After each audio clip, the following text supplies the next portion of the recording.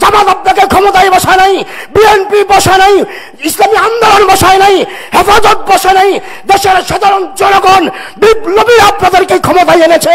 অতএব দেশের বিপ্লবী জনতার আশার প্রতিফলন ঘটাবেন, নচেত আপনারাও আপনার লেডি ফেরাউন হাসিনার মতো কোথায় যাবেন রাস্তা ঠিক করেন, এটাই জনগণের আশা। দেশের জনগণ 16 বছর জুলুম নির্যাতন আয়নাগড়ের নির্যাতন কাটিয়ে স্বাধীনতা অর্জন করেছে। সকলের মনের আশা ছিল অন্তর্বর্তীকালীন সরকার প্রধান প্রফেসর ডক্টর ইউনূস সাহেব সমস্ত ঘরানার সকলকে একীভূত করে একটি গুরুত্বপূর্ণ প্রবন্ধ উপস্থাপন করবেন। কিন্তু তিনি কি উপস্থাপন করলেন?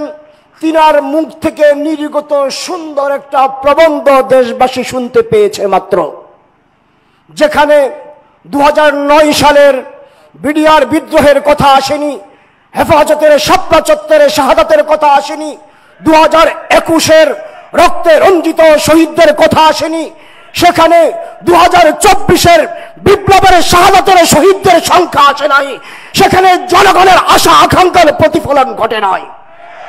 স্পষ্ট ভাষায় বলবো, ঘোষণাপত্র সংশোধন করে জনগণের আশা অনুযায়ী প্রবন্ধ উপস্থাপন করবেন, আর জুলাই সনদের স্বীকৃতি দিয়ে আপনার সংবিধানে সংযোজন করে জনগণের আশার সংযোজন ঘটাবেন। নচেত জামাত ইসলাম চিনি না, জামাত আপনাকে ক্ষমতায় বসায় নাই, বিএনপি বসায় নাই, ইসলামী আন্দোলন বসায় নাই, হেফাজত বসায় নাই, দেশের সাধারণ জনগণ বিপ্লবী আপনাদেরকে ক্ষমতায় এনেছে।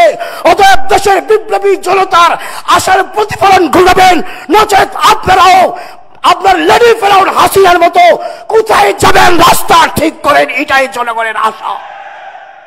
আপনার স্বপ্নগুলো আকাশ ছবি প্রবাসীর হেলিকপ্টারের মাধ্যমে বিয়ে, জন্মদিন অথবা যে কোনো বিশেষ প্রয়োজনে হেলিকপ্টার ভাড়া করতে যোগাযোগ করুন স্ক্রিনে দেয়া নাম্বারে। প্রবাসীর হেলিকপ্টার, নিরাপদ ও সাশ্রয়ী বাহনের বিশ্বস্ত নাম।